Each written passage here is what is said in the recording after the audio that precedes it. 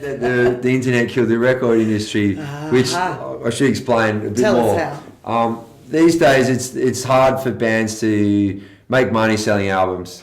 Yes. Because what's happened is that basically anyone can download any song for free on the internet. So it's become a case of if you can't beat them, join them in a way. Yeah. Whether it kind of goes against my principles slightly, because I'm still someone who pays for their music, Yes. Who likes to have the physical product in their hand, who gets some joy out of opening the product and reading the liner notes and seeing all that sort of stuff. However, so when I joined Videli, I was joining a band that had already been established for about 14, 15 years at that stage, with two gentlemen that were from an older age group than I am. Yeah. So I sort of took it upon myself to contribute to the band, not so much just as the bass player, but also having a say and being part of the daily operations. Yep, and the online presence, which you really definitely did pick up in a different level. Yeah, well, you had to. So, and that's just it's free marketing, it's free promotion.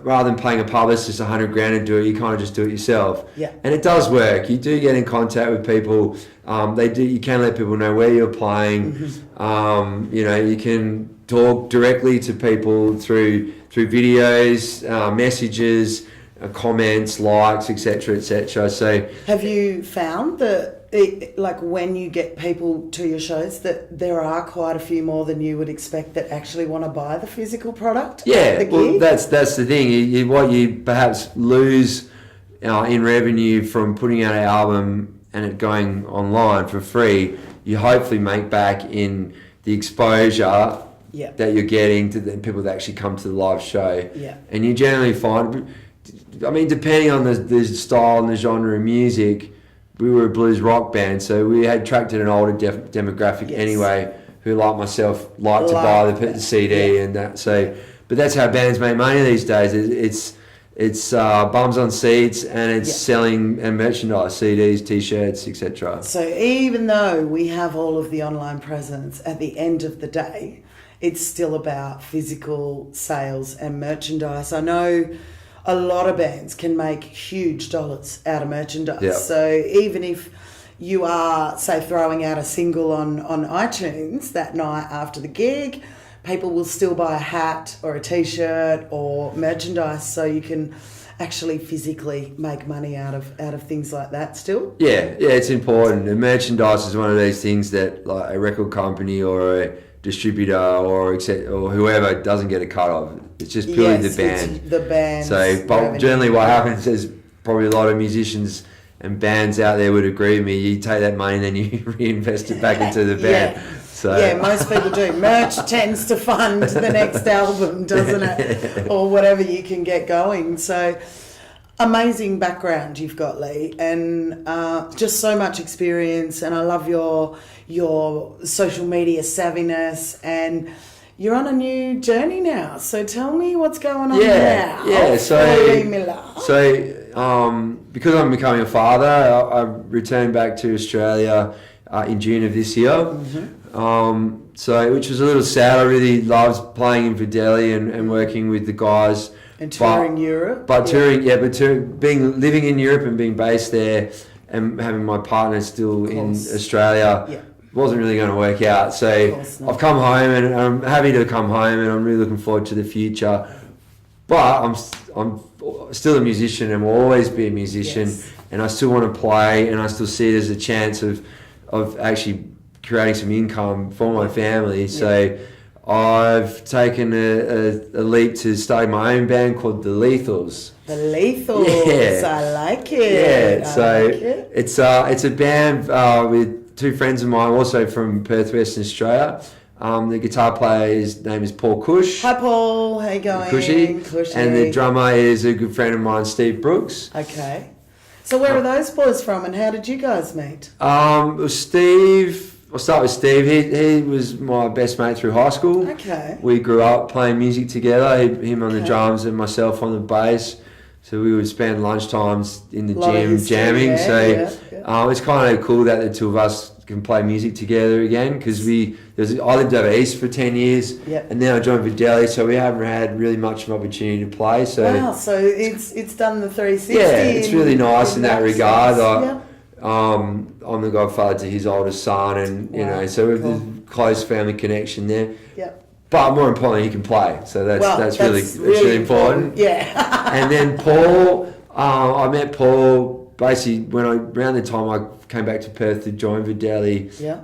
Paul's really well known on the Perth music scene as a gun guitar player. He plays with a Creedence Clearwater Revival tribute band called Proud Mary, which features himself, Ryan, the singer from Ragdoll, and Frank and Eddie, the drummer and bass player from the Baby Animals. From the Baby Animals, what an outfit! So really great bands. Yeah. He also has been a sideman in a few bands around town. I think he had a stint in Ragdoll. He recently was playing with a band called Hail Mary. Mm-hmm. So I've always really liked Paul's playing. I had checked him out a couple of times. When he plays guitar, he has a lot to say musically. Yeah. And he sings great as well. So he's got a lot of colour. He's got a lot of colour, Paul. I love his style of playing. So my original idea was, because I love the trio setup. Mm-hmm. I mean, I played in Videli for a long time, so that's an obvious, but it really comes from being a fan of the band Cream. Mm-hmm. With Clacton and Jack Bruce and Ginger Bay, and just this kind of space you have within a three-piece to create music. Yeah. So, and just I love playing blues rock. Mm-hmm. And with Videli based, full-time over in Europe at the moment, I felt like there was a kind of a hole for those people who like that sort of music in Perth, Western Australia. So I'm sort of treading a fine line, because I don't want to draw too much of comparison to what I was doing previously. But with the Lethals, I mean, we're a new band. We've done a handful of gigs. We've got a bunch of shows coming up. We're starting to write, so we're starting to find our own voice, and it's really exciting. The band sounds good. The guys are really cool. There's no ego. There's no bad vibes. It's really not stressful. It's really about having a good time, playing music, but playing music at a particularly high level of musicianship, which is really important to me.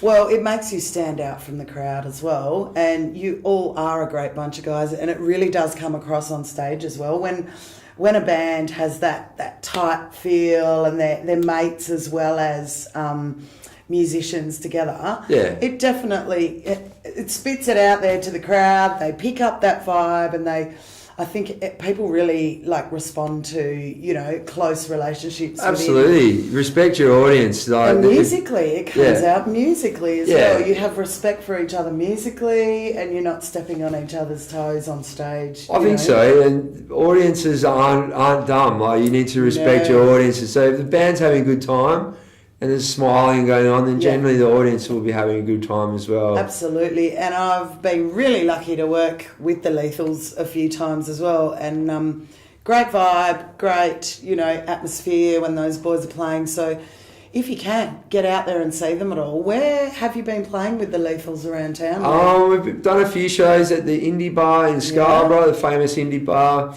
Also, we've played at Rodney's Bait and Tackle in Mosman Park. We've just done 3 weeks in a row at the Bar Orient in Fremantle. Right, yeah. So where can people suss out the Lethals? If they want to come and see you, if they're in Perth or if they're visiting, where can they find information? So our next show is this Saturday at the Bar Orient in Fremantle.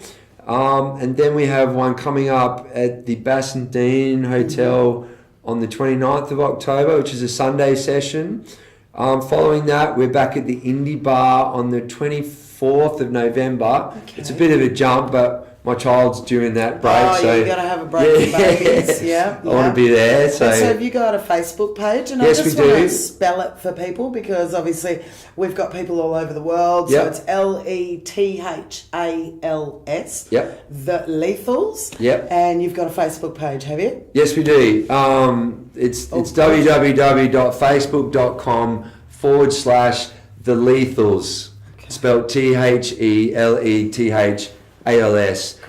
Failing that, you can also check out my own musician site, which is www.facebook.com/Lee Miller Music. Lee spelled Leigh and Miller spelled Miller.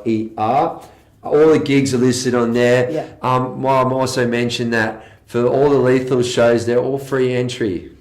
Nice. So that's great. Which is why I haven't given you a call. And it's, damn. I haven't got any total work there. But the idea is we're trying to build a fan base, and I think it makes it a lot easier with the free entry. And Absolutely. We've been really lucky that the venues that I've approached have come on board to support us. So I think that's a really crucial thing. And when venues support local artists and allow you to showcase, and you know what, we have to wrap up. We could sit here chatting all day. And I'm so thankful, Lee. Thank you for coming in to chat to us at Let's Get Local. No worries, thanks for inviting me. Yeah, everyone in 101 Business Media World, we really truly hope that you're enjoying all of these little episodes that we're bringing for you on Let's Get Local. We are having a blast. Don't go anywhere, and make sure that you check out the Lethals as well, all right? We shall return.